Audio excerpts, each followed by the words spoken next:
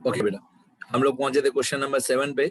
Question number 7 में ये जो फोर्थ एडजस्टमेंट था, मफतलाल बिकेम इंसॉल्वेंट, यहां तक मैंने कल आपको बता दिया था कि मफतलाल की एंट्री हम लोग नहीं करेंगे, बैड डेट्स की एंट्री हम लोग नहीं करेंगे, क्योंकि कंसाइनर ने डेल क्रेडर कमीशन दिया है कंसाइनी को, इसलिए बैड डेट्स की एंट्री हम लोग नहीं करेंगे।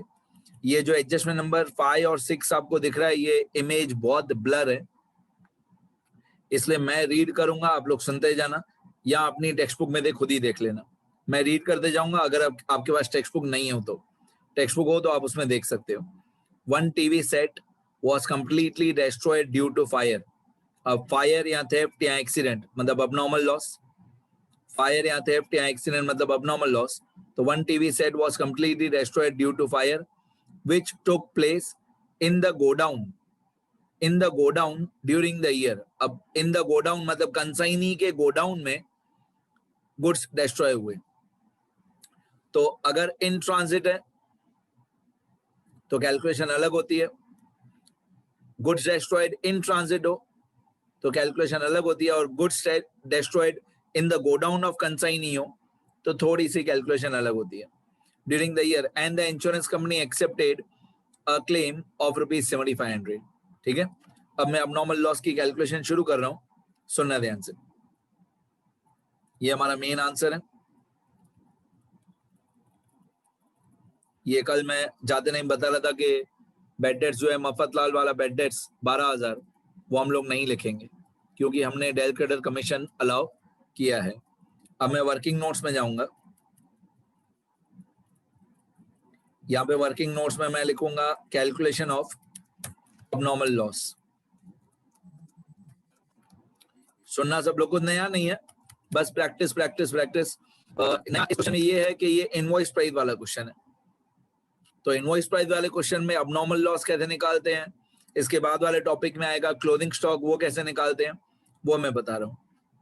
जो लोग डायरेक्टली ये वीडियो देख रहे हैं तो मैं आपको रिक्वेस्ट करूंगा कि डायरेक्टली ये वीडियो मत देखो, पहले पुराने सारे वीडियोस कंप्लीट करो। पुराने 2 क्वेश्चन मैंने कराए हैं 3 और 4, वो कंप्लीट करो अच्छी तरह, फिर ये वीडियो देखो। तो calculation of abnormal loss, calculation of abnormal loss में मैंने आपको बताया था कि कोई भी वैल्यूएशन हमेशा कॉस्ट प्राइस से शुरू होती है। Cost of one TV destroyed by fire, fire या थेफ्ट या एक्सीडेंट। अब आपको अगर याद होगा तो एक टीवी का कॉस्ट प्राइस था 8,000 रुपए। मैं दिखा दूं आप लोगों को, यहाँ पे वर्किंग नोट में लिखा हुआ है। हमारा इनवॉइस प्राइस था 10,000 और हमारा कॉस्ट प्राइस था 8,000। ये हमने कैलकुलेशन कल कर लिया था। तो 1 टीवी मल्टीप्लाई बाय 8,000 तो हमारा कॉस्ट प्राइस आएगा 8,000। एड मतलब मैं इसको बोलता हूं अमाउंट नंबर 1, फिर amount number 2 add proportionate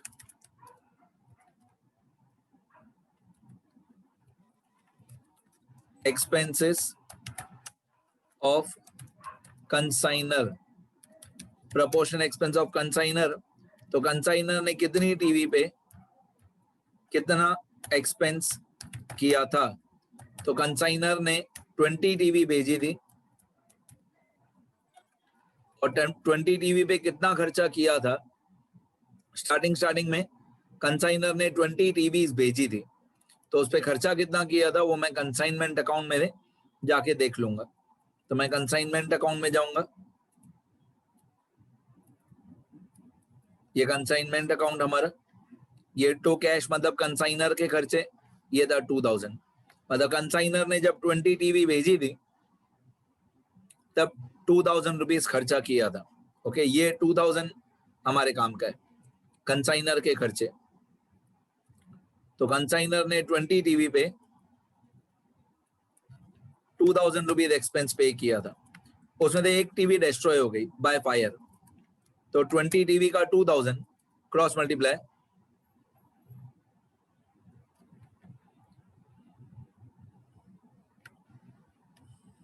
cross multiply 20 TV का 2,000 तो एक टीवी का कितना इसको हम क्रॉस मल्टीप्लाई करेंगे तो हमारा प्रोपोर्शनल एक्सपेंस ऑफ कंसाइनर आ जाएगा equal to 1 multiply by 2000 divided by 20. 1 multiply by 2000 divided by 20, तो हमारा आंसर आएगा 100 रुपीज. ये 100 रुपीज है प्रोपोर्शनल एक्सपेंस ऑफ कंसाइनर. अब पॉइंट समझाता हूं.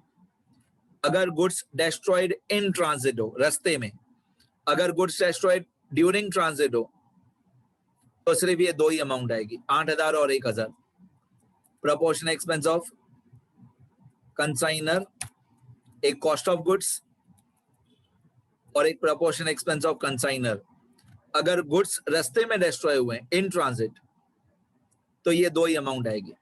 लेकिन इस क्वेश्चन में लिखा हुआ है कि जो गुड्स डिस्ट्रॉय हुए हैं वो कंसाइनी के गोडाउन में डिस्ट्रॉय हुए हैं. अब कंसाइनर ने भेजे, कंसाइनी के पास गुड्स पहुंच गए, फिर डिस्ट्रॉय हुए, तो कंसाइनी ने भी ये वाली एक टीवी पे खर्चा कर दिया होगा, फिर फायर हुई होगी, क्योंकि कंसाइनी के गोडाउन में डिस्ट्रॉय हुए. तो प्रोपोर्शनेट एक्सपेंसेस ऑफ कंसाइनी, ये भी ऐड होगा. कंसाइनर के भी एक्सपेंस ऐड होंगे, कंसाइनी के भी ऐड होंगे. मैं बहुत बार बता चुका हूं अभी तक, अगर इन ट्रांजिट हो तो पहली दो अमाउंट 8000 और 1000, डिस्ट्रॉयड इन ट्रांजिट हो तो पहली दो अमाउंट, और destroyed in the godown of consignee हो तो तीन अमाउंट, 8000, 100 और एक अमाउंट और आएगी. अब कंसाइनी ने कितनी टीवी पे कितना खर्चा किया, अब मैं एक डायग्राम शुरू करता हूं. मैं यहाँ पे ऊपर एक डायग्राम बनाता हूं, यहाँ पे ये वाला, यहाँ पे सबसे पहले मैं लिख देता हूं कंसाइनर. ये डायग्राम हमेशा बनाना बहुत हेल्पफुल होगा. ये कंसाइनर और ये कंसाइनी. अब मैं एक बीच में एरो ड्रॉ कर देता हूं. कंसाइनर ने 20 टीवीज भेजे, कंसाइनर ने 20 टीवी भेजे. अगर रास्ते में कोई डिस्ट्रॉयड हो टीवी इन ट्रांजिट, तो यहाँ पे बीच में लिख देना. फिर लिखना आगे कंसाइनी के पास कितने टीवी पहुंचे. तो इस क्वेश्चन में तो 20 के 20 टीवी कंसाइनी के पास पहुंच गए. अब क्योंकि ये टीवी है, दिमाग लगाओ, क्योंकि ये टीवी है, टीवी में कभी भी नॉर्मल लॉस नहीं होगा. टीवी कभी इवोपरेट नहीं हो जाएगी, टीवी में कभी नॉर्मल लॉस नहीं होगा, टीवी कभी इवोपरेट नहीं हो जाएगी, टीवी में कभी लीकेज नहीं होगा. ठीक है. अब लिखा हुआ है क्वेश्चन में कि एक टीवी अबनॉर्मल लॉस हुआ, और वो अबनॉर्मल लॉस हुआ in the godown of consignee, in godown of consignee. बाकी टीवी कितनी बची, 19. ओके. कंसाइनर ने कितना एक्सपेंस पे किया था, कंसाइनर ने एक्सपेंस पे किया था 2000 रुपीज. कंसाइनर ने एक्सपेंस पे किया था 2000 रुपीज. ओके. अभी कंसाइनी के खर्चे देखते हैं. क्वेश्चन में मतलब कंसाइनमेंट अकाउंट में जाते हैं और कंसाइनी के खर्चे देखते हैं. कंसाइनी ने तीन खर्चे पे किए थे, 800, 1200, 3000. उसने हमारे काम का 800 और 1200 है. एंट्री कंसाइनमेंट अकाउंट में एंट्री तीनों एक्सपेंस की करनी है, लेकिन अबनॉर्मल लॉस निकालते टाइम सिर्फ ये दो हमारे काम के हैं, 800 और 1200. ट्रेडिंग अकाउंट वाले सारे और पीएनएल में दे एक इंश्योरेंस प्रीमियम. जो क्लोजिंग स्टॉक के रूल्स हैं वही अबनॉर्मल लॉस के रूल्स हैं. क्लोजिंग स्टॉक निकालते टाइम भी 800 और 1200 चाहिए, अबनॉर्मल लॉस निकालते टाइम भी 800 और 1200 चाहिए. अब 800 और 1200 हुआ 2000. कंसाइनी के एक्सपेंसेस की एंट्री सारे एक्सपेंसेस की करते हैं, लेकिन अबनॉर्मल लॉस निकालते टाइम ट्रेडिंग अकाउंट वाले सारे और पीएनएल में से सिर्फ एक इंश्योरेंस प्रीमियम. तो ये दो हमारे काम के हैं, 800 और 1200. तो 800 और 1200 कितना हुआ, 800 और 1200 हुआ 2000, तो कंसाइनी के एक्सपेंसेस 2000,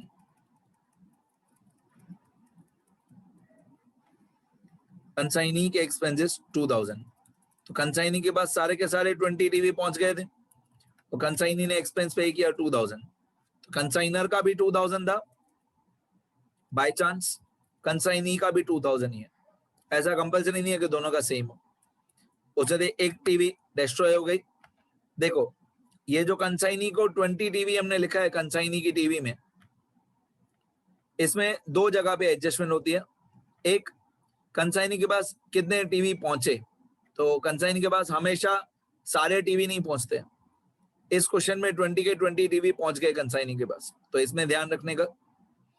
एक्सपेंसेस में ये ध्यान रखने का कंसाइनी में ये ट्रेडिंग अकाउंट वाले सारे और पीएनएल में थे सिर्फ एक इंश्योरेंस प्रीमियम, फिर क्वेश्चन मार्क, तो सेम ही आंसर है। हमेशा सेम नहीं होगा पर इस क्वेश्चन में सेम आ रहा है। 20 के सामने 2000 तो 1 के सामने कितना, तो हमारा आंसर आएगा 100। हमेशा ये 100 सेम नहीं आएगा। ओके, तो अगर डेस्ट्रॉयड इन ट्रांजिट हो तो 800 और 100, और destroyed in the godown of consignee हो तो 800 100 100। अब हमारा टोटल कॉस्ट हुआ 8200, हमारे गुड्स का टोटल कॉस्ट हुआ 8200। अब इस 8200 में से इंश्योरेंस कंपनी ने क्लेम एक्सेप्ट किया, लेस इंश्योरेंस कंपनी क्लेम, कितना क्लेम एक्सेप्ट किया 7500। इंश्योरेंस कंपनी ने क्लेम एक्सेप्ट किया 7500, तो बाकी कितना बचा, बाकी बचा 700। ये 700 हमारा अबनॉर्मल लॉस है, बाकी बचा 700, ये 700 हमारा अबनॉर्मल लॉस है। इस अबनॉर्मल लॉस को हम लोग कंसाइनमेंट अकाउंट में क्रेडिट कर देंगे। है लॉस लिखते हैं, लेकिन लिखते क्रेडिट साइड पे, कंसाइनमेंट अकाउंट में क्रेडिट साइड पे। और जो इंश्योरेंस कंपनी का क्लेम एक्सेप्टेड है वो भी कंसाइनमेंट अकाउंट में क्रेडिट साइड पे, मतलब लास्ट की दोनों अमाउंट कंसाइनमेंट अकाउंट में क्रेडिट होती है। हमारा टोटल कॉस्ट हुआ 8200, उसने 7500 क्वेश्चन में दिया हुआ था, 7500 इंश्योरेंस कंपनी ने क्लेम एक्सेप्ट किया, बाकी 700 हमारा लॉस हुआ। तो 7500 और 700 दोनों कंसाइनमेंट अकाउंट में credit side.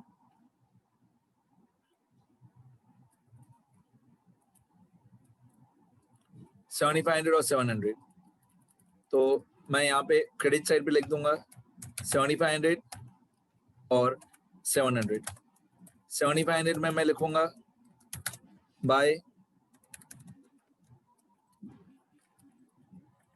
Insurance company claim, और 700 में मैं लिखूंगा by profit and loss account abnormal loss, by insurance company claim और by profit and loss account. Actually ये लॉस हम नहीं लिख रहे हैं क्रेडिट साइड पे। अगर आप इन दोनों का टोटल कर दो 7500 और 700 तो 8200 हुआ, तो सही महीने में हम 8200 जो GGOTS है वो क्रेडिट कर रहे हैं कि इतने गुड्स हमारे चले गए 8200। ओके, सेल दो ही टाइप की दी हुई थी, कैश सेल और क्रेडिट सेल। इन दोनों का टोटल हमारा करना बाकी है। मैं एक बार चेक कर लेता हूं कि कोई सेल रह तो नहीं गई, नहीं तो कमीशन वगैरह गलत हो जाएगा। तो क्वेश्चन में जाके सेल में चेक करता हूँ, दो ही थी, हाँ दो ही थी, एक ये कैश सेल और एक ये मफतलाल वाला क्रेडिट सेल, दो ही सेल थी।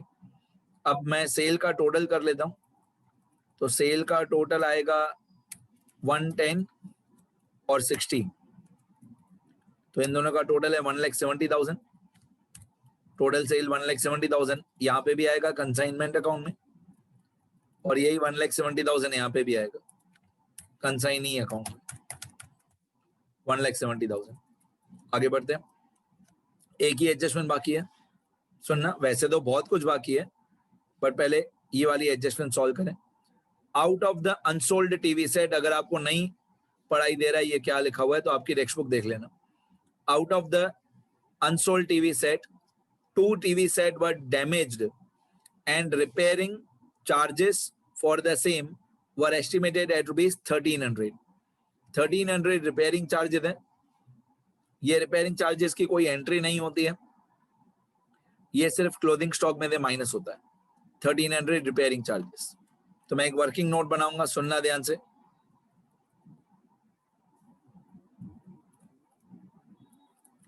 एक वर्किंग नोट मैं बनाऊंगा, उसमें मैं लिखूंगा वैल्यूएशन ऑफ क्लोथिंग स्टॉक। यहां पे एक वर्किंग नोट मैं बनाऊंगा, उसमें मैं लिखूंगा वैल्यूएशन ऑफ क्लोथिंग स्टॉक। अब ये वाले क्वेश्चन में जो वैल्यूएशन ऑफ क्लोथिंग स्टॉक होगा, कैलकुलेशन या वैल्यूएशन ऑफ क्लोथिंग स्टॉक, ये हमारा फर्स्ट मेथड होगा। फर्स्ट मेथड होता है when normal loss is not given. Clothing stock का फर्स्ट मेथड कब होता है? When normal loss is not given. ठीक है, इसमें लास्ट में, इस फॉर्मेट में लास्ट में 1300 रुपीज रिपेयरिंग चार्जेस माइनस हो जाएगा इस फॉर्मेट में। तो मैं यहाँ पे लिख देता हूं -1300। ये लास्ट में रिपेयरिंग चार्जेस माइनस कर देंगे हम लोग, लेस। इसकी कोई एंट्री नहीं करते हैं, रिपेयरिंग चार्जेस सिर्फ क्लोथिंग स्टॉक में दे माइनस कर देते हैं बस। अब हम लोग अपने क्वेश्चन हमने कंप्लीट कर लिया। अब जो हमारा डायग्राम चल रहा था, इस डायग्राम को कंप्लीट करते हैं, ये वाला, कि टोटल 20 टीवी सेट थे, कंसाइनर ने जो भेजे थे वो कंसाइनी के पास सारे पहुंच गए, उसे से एक डिस्ट्रॉय हो गया, बाकी बचे 19। अब 19 में से हमने कितने बेच दिए, सोल्ड, वो माइनस कर देते हैं। कितने टीवी बेच दिए थे कंसाइनी ने? ये रहा, एक कैश सेल था, एक क्रेडिट सेल था। 10 और 5 मतलब सोल्ड हो गए 15 टीवी सेट, 15 टीवी बेच दिए। ये हम डायग्राम में जाके माइनस कर देते हैं। यहाँ पे 15 टीवी सोल्ड, एक टीवी अबनॉर्मल लॉस, एक टीवी अबनॉर्मल लॉस और 15 टीवी सोल्ड। तो 20 टीवी में थे एक टीवी माइनस, बाकी बचा 19। 19 में थे 15 माइनस, बाकी बचा 4। मतलब 4 टीवी अनसोल्ड है। अनसोल्ड मतलब क्लोथिंग स्टॉक। 4 टीवी हमारे पास बच गए क्लोथिंग स्टॉक में। ये हमारे काम का है 4 टीवी। ये 4 टीवी जो अनसोल्ड है, यही हमारा क्लोथिंग स्टॉक होता है। 4 टीवी जो अनसोल्ड है, यही क्लोथिंग स्टॉक होता है। अब जैसे अबनॉर्मल लॉस में एक टीवी था, सुनना ध्यान से सब लोग, ये जो अबनॉर्मल लॉस का फॉर्मेट था मैडम, ये जो अबनॉर्मल लॉस का फॉर्मेट था, इसमें यहाँ पे 1 टीवी था, यहाँ पे भी 1 टीवी था, यहाँ पे भी 1 टीवी था। सारा फॉर्मेट सेम रहेगा, अबनॉर्मल लॉस वाला ही क्लोथिंग स्टॉक में आएगा। सिर्फ 1 टीवी 1 टीवी 1 टीवी की जगह पे 4 टीवी 4 टीवी 4 टीवी हो जाएगा। बाकी सारा फॉर्मेट देखना, मैं कॉपी पेस्ट कर रहा हूँ, सब सेम। देखो यहां से मैं पूरा कॉपी पेस्ट कर रहा हूँ। कॉपी कहां तक? यहां तक, यहां तक मैं सब कॉपी पेस्ट कर रहा हूँ। कंट्रोल C और यहाँ पे कंट्रोल V, सब कॉपी पेस्ट कर दिया। सुनना भी ध्यान से, मैं अमाउंट चेंज कर रहा हूँ। कॉस्ट ऑफ 1 टीवी डेस्ट्रॉयड की जगह पे हो जाएगा cost of 4 TV unsold. Unsold मतलब clothing stock. Cost of 4 TV unsold, तो यहाँ पे हो जाएगा 1 टीवी की जगह पे 4 टीवी। एक टीवी का कॉस्ट प्राइस है 8000। याद रखना, सारी चीजों में कॉस्ट प्राइस ही चाहिए, इनवॉइस प्राइस अभी नहीं, थोड़ी देर के बाद। तो 4 टीवी हमारी क्लोथिंग स्टॉक है। मैं सारी अमाउंट धीरे धीरे चेंज करूंगा, खाली 1 टीवी की जगह मैंने सब जगह पे 4 टीवी कर दिया, या मैं अभी करूंगा। तो 4 टीवी 8000 रुपए की एक, तो यह आएगा 32,000। फिर proportion expense of consignor, consignor ने 20 टीवी पे 2000 रुपए खर्चा किया था, तो 4 टीवी पे कितना खर्चा किया होगा? तो मैं यहाँ पे लिखूंगा 4 TV multiply by 2000, 4 TV multiply by 2000 divided by 20। 4 multiply by 2000 divide by 20 तो ये आएगा 400। तो प्रोपोर्शनल एक्सपेंस ऑफ कंसाइनर हो जाएगा 400। एक टीवी था तो 100, 4 टीवी है तो 400 हो गया इतना। फिर प्रोपोर्शनल एक्सपेंस ऑफ कंसाइनी, उसमें भी मैं सिर्फ 1 टीवी की जगह पे 4 टीवी कर दूंगा। तो 20 टीवी का 2000, तो 4 टीवी का कितना, ये हो जाएगा 400। ये 400 प्रोपोर्शनल एक्सपेंस ऑफ कंसाइनी, तो एक है 32,000, एक है 400 और एक 400, 32,000 और 400 और 400, तो ये हो जाएगा 32,800। 32,800 इसमें से जो रिपेयरिंग चार्जेस हैं 1,300 रुपए, वो हम माइनस कर देंगे तो हमारा नेट कॉस्ट आ जाएगा, रिमेनिंग कॉस्ट प्राइस हमारा आ जाएगा। तो रिमेनिंग कितना आएगा, ये आएगा इक्वल टू 32,800 माइनस 1,300, तो रिमेनिंग अमाउंट आएगी 31,500। ये 31,500 हमारा कॉस्ट ऑफ क्लोथिंग स्टॉक है, इसको बोलते हैं कॉस्ट ऑफ क्लोथिंग स्टॉक। वैसे ये भी इंपॉर्टेंट है, पर ये कहाँ पे काम आएगा मैं 2 मिनट के बाद बताऊंगा। इसको कॉस्ट बोलते हैं, नेट कॉस्ट 31,500, ठीक है। बाकी तब सेम था ऊपर अब नॉर्मल लॉस के जैसे, सिर्फ ये 80,200 की जगह पे मल्टीप्लाई बाय 4 करोगे, 80,200 मल्टीप्लाई बाय 4 मतलब 4 टीवी, तो 32,800 आ जाएगा। उसके नीचे थोड़ा फॉर्मेट अलग है, जैसे यहाँ पे 80,200 के बाद इंश्योरेंस कंपनी का क्लेम माइनस होता है, यहाँ पे 32,800 के बाद रिपेयरिंग एक्सपेंस माइनस होता है, फिर नेट कॉस्ट आ गया 31,500। अगर इनवॉइस प्राइस वाला सम नहीं है, अगर इनवॉइस प्राइस वाला सम नहीं है, तो 31,500 जो कॉस्ट ऑफ क्लोथिंग स्टॉक है, यही 31,500 कंसाइनमेंट अकाउंट में क्रेडिट कर देंगे। 31,500 अगर इनवॉइस प्राइस वाला सम नहीं है तो बस यहां तक ही सॉल्व करेंगे। मैं फिर से बोलता हूं, अगर इनवॉइस प्राइस वाला क्वेश्चन नहीं है तो बस यहां तक ही सॉल्व करेंगे। अगर इनवॉइस प्राइस वाला क्वेश्चन है तो इसके बाद हम लोग लिखेंगे ऐड प्रॉफिट। ऐड प्रॉफिट कितना, सुनना ध्यान से, ऐड प्रॉफिट 4 टीवी पे। आपको याद होगा स्टार्टिंग में इनवॉइस प्राइस 10,000 था, कॉस्ट प्राइस 8,000 था, तो 2,000 रुपये प्रॉफिट था पर टीवी। तो वही 2,000 रुपये जो प्रॉफिट था पर टीवी वो हम लोग ऐड कर देंगे। तो 4 टीवी मल्टीप्लाई बाय 2,000 तो ये आएगा 8,000। 8,000 रुपये हम लोग ऐड कर देंगे। अब 8,000 रुपये ऐड कर देंगे तो 31,500 और 8,000 ये हम लोग ऐड कर देंगे तो टोटल हो जाएगा 39,500। ये 39,500 को हम लोग बोलते हैं invoice price of clothing stock. Invoice price of closing stock जो 39,500 आया। अब इसके इफेक्ट्स कैसे करते हैं वो भी दिखा देता हूं। अगर आपको कल वाला लेक्चर, लास्ट लेक्चर याद हो, जब हमने गुड्स भेजे थे तो कंसाइनमेंट अकाउंट में, मैं दिखा देता हूं, पहले कंसाइनमेंट अकाउंट दिखा देता हूं। ये कंसाइनमेंट अकाउंट है। जब हमने गुड्स भेजे थे, गुड्स सेंट ऑन कंसाइनमेंट, तो पहले इनवॉइस प्राइस लिखा था डेबिट, फिर इसका प्रॉफिट किया था क्रेडिट। इनवॉइस प्राइस डेबिट करके प्रॉफिट क्रेडिट किया था। तो 2,40,000 का आप नेट इफेक्ट निकालोगे तो 1,60,000 नेट इफेक्ट आएगा। उसी तरीके से क्लोथिंग स्टॉक में होता है, पहले क्लोथिंग स्टॉक का जो इनवॉइस प्राइस है, क्लोथिंग स्टॉक का इनवॉइस प्राइस वो करेंगे क्रेडिट, क्लोथिंग स्टॉक का इनवॉइस प्राइस करेंगे क्रेडिट, फिर क्लोथिंग स्टॉक के अंदर जितना प्रॉफिट इंक्लूडेड है वो कर देंगे डेबिट। गुड सेंट में क्या था, पहले डेबिट फिर क्रेडिट। क्लोथिंग स्टॉक में क्या होगा, पहले क्रेडिट फिर डेबिट। तो क्लोथिंग स्टॉक का जो इनवॉइस प्राइस है,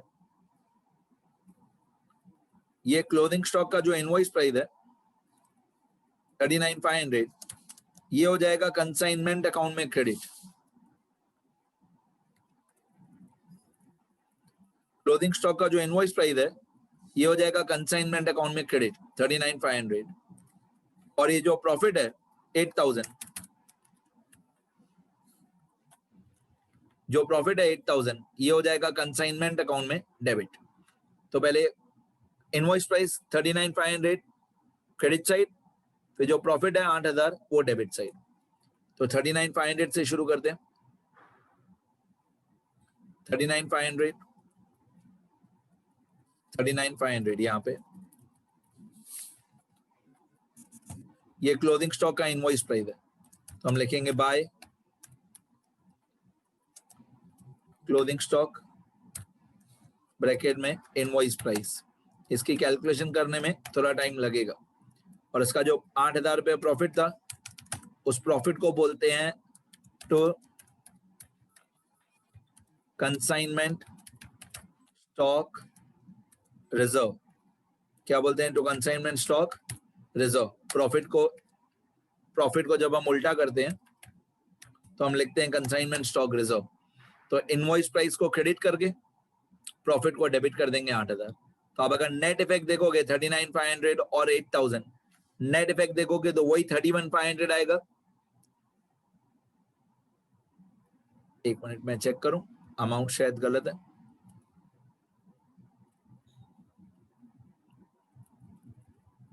$39,500 और 8,000, हाँ सही है। 39,500 और 8,000 अगर आप नेट इफेक्ट देखोगे तो यही 31,500 आएगा, जो नेट कॉस्ट था 31,500। तो हम लोगों ने 39,500 कर दिया क्रेडिट, और जो प्रॉफिट है 8,000 वो कर दिया डेबिट। अब सिर्फ एक ही पॉइंट रह गया, ये कमीशन वाला। तो इसको मैं पहले थोड़ा ऊपर कॉपी पेस्ट कर देता हूं, इसको मैं यहाँ पे ऊपर लेके आता हूं और यहां से डिलीट कर देता हूं। ठीक है, अब कमीशन वाली पॉइंट। कमीशन वाली पॉइंट में क्वेश्चन में लिखा हुआ था 5% ऑर्डिनरी कमीशन। तो जो ऑर्डिनरी कमीशन होता है वो टोटल सेल पे होता है। टोटल सेल मतलब 4 टाइप की सेल होती है, चारों का टोटल। चारों का जो टोटल होगा, मतलब cash sale, credit sale, recommendation sale, goods taken by consignee, 4 sale होती है मैक्सिमम। यहाँ पे 2 ही दी हुई है, वैसे मैक्सिमम 4 होती है। तो ये जो टोटल सेल है आउटर कॉलम 1,70,000, उस पे 5% ऑर्डिनरी कमीशन। तो ये ऑर्डिनरी कमीशन ये आएगा 1,70,000 पे मल्टीप्लाई 5 डिवाइड बाय 100। 1,70,000 का 5%, तो मैं यहाँ पे लिख देता हूँ equal to 1,70,000 multiply 5 divide by 100, तो ये आएगा 8,500। याद रखना कमीशन की अमाउंट 8,500 हमेशा डायरेक्टली आउटर कॉलम में लिखना, नहीं तो ये जो शेयर ऑफ प्रॉफिट वाली पॉइंट है वो गलत हो जाएगी। तो कमीशन की अमाउंट आउटर कॉलम में 8,500, यहाँ पे होगा डेबिट। तो दूसरा इफेक्ट होता है कंसाइनी में क्रेडिट। कंसाइनी अकाउंट में क्रेडिट साइड 8,500, ये कंसाइनी अकाउंट है, इसमें क्रेडिट साइड 8,500, क्योंकि कमीशन हमारे लिए एक्सपेंस है, कंसाइनी के लिए इनकम है। अभी 2% डेल क्रेडिट कमीशन, तो जो 2% डेल क्रेडिट कमीशन है, ये वाला 2% डेल क्रेडिट कमीशन, ये हम निकालते हैं सिर्फ क्रेडिट सेल पे। क्रेडिट सेल पे हम लोग डेल क्रेडिट कमीशन देते हैं बैड डेट्स के नुकसान से बचने के लिए। तो क्रेडिट सेल है 60,000, 60,000 पे 2%, तो 60,000 मल्टीप्लाई 2 डिवाइड बाय 100, तो ये होता है equal to 60,000 multiply 2 divide by 100, ये आएगा 1,200। 1,200 हो गया हमारा डेल क्रेडिट कमीशन, यहाँ पे होगा डेबिट, तो कंसाइनी में होगा क्रेडिट 1,200। कंसाइनी अकाउंट में क्रेडिट साइड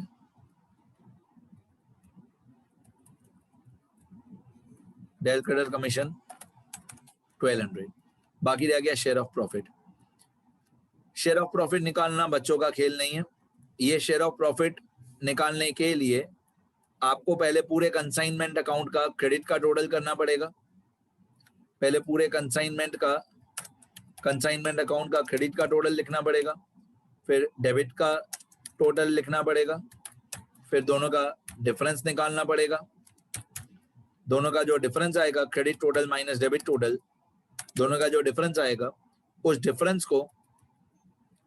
को मल्टीप्लाई बाय 10 डिवाइडेड बाय 110 करना पड़ेगा, क्योंकि क्वेश्चन में लिखा हुआ था 10% share of profit after charging share of profit.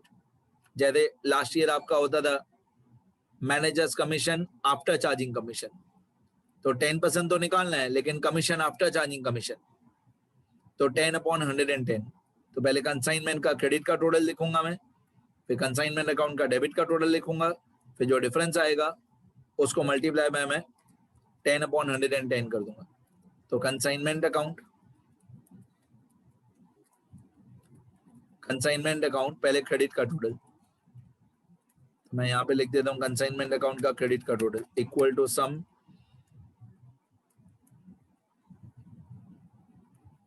From 40,000 till end. तो क्रेडिट का टोटल है 257700 और डेबिट का टोटल है 227700। अब कंसाइनमेंट अकाउंट का अभी तक का कंसाइनमेंट का टोटल है 257700 और डेबिट का टोटल है 227700। तो क्रेडिट का टोटल है 257700, डेबिट का टोटल है 227700। अब सोचो अगर मैंने ये 8500 और ये 1200 इनर कॉलम में लिखा होता तो मेरा डेबिट का टोटल गलत हो जाता ना, इसलिए मैंने बोला था आउटर कॉलम में लिखना, सारी अमाउंट्स आउटर कॉलम में लिखना। अब क्रेडिट के टोटल में थे, डेबिट का टोटल माइनस कर देंगे, तो डिफरेंस 257700 माइनस 227700, तो डिफरेंस आया 30,000। इस 30,000 को मल्टीप्लाई बाय 10/110 करेंगे। देखें एक बार question, share of profit after charging share of profit था,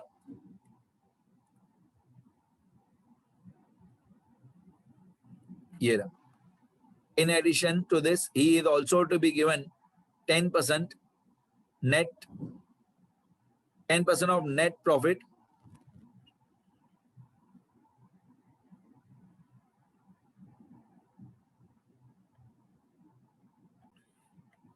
बेटा मैंने क्वेश्चन अच्छी तरह से रीड किया क्योंकि ये प्रॉपरली यहाँ पे इमेज सही आई नहीं है, तो मैंने क्वेश्चन अच्छी तरह से पढ़ा।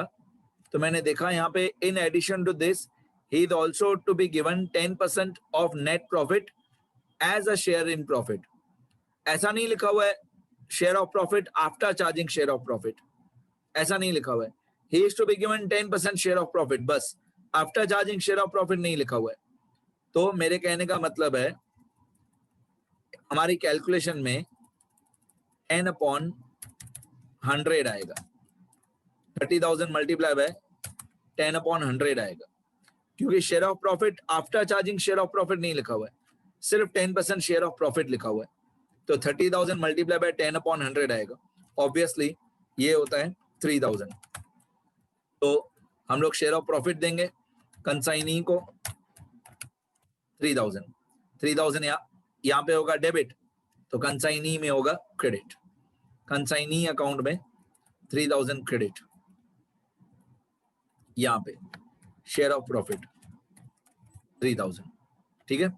तो after charging share of profit नहीं लिखा हुआ था, सिर्फ 10% शेयर ऑफ प्रॉफिट लिखा हुआ था। तो मैंने कर दिया 30,000 मल्टीप्लाई बाय 10/100, 3,000। अब क्योंकि मैंने डेबिट के टोटल में फॉर्मूला लगाया था तो डेबिट का टोटल अब चेंज हो जाएगा। देखो पहले डेबिट का टोटल कितना था 227700, अब मैंने 3,000 रुपए और भी लिख दिया, तो डेबिट का टोटल हो गया 2,30,700। ऑब्वियसली ना बेटा 3,000 रुपए बढ़ जाएगा डेबिट का टोटल, क्योंकि पहले ये 3,000 नहीं लिखा हुआ था, अभी लिखा हुआ है, तो डेबिट का टोटल बढ़ जाएगा। अब जितना डिफरेंस आएगा उसको हम लोग बोलेंगे प्रॉफिट। तो 257700 क्रेडिट का टोटल माइनस डेबिट का टोटल 230700। अब डेबिट का टोटल ये है 230700, क्योंकि 3,000 रुपए की एक एंट्री की है ना, तो अभी डेबिट का टोटल 3,000 रुपए बढ़ गया।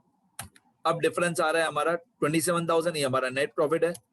तो प्रॉफिट एंड लॉस अकाउंट और ब्रैकेट में प्रॉफिट, ठीक है। ये टोटल में सिंगल लाइन डबल लाइन कर लेना। अब कंसाइनी अकाउंट में डिफरेंस, कंसाइनी अकाउंट में डेबिट माइनस क्रेडिट करेंगे, तो यहाँ पे डेबिट का total equal to sum from 1,70,000 till यहां तक, तो ऑब्वियसली एक ही अमाउंट है 1,70,000 डेबिट का टोटल, क्रेडिट का टोटल 117700, तो 1,70,000 माइनस 117700, 117700, तो हमारा डिफरेंस आएगा 52,300। क्वेश्चन में लिखा हुआ था कंसाइनी ने बैंक ड्राफ्ट भेज दिया है, तो इसको हम लोग बोलेंगे बाय बैंक 52,300। और जो लास्ट वाला अकाउंट था वो तो हमारा पहले ही टैली हो गया था,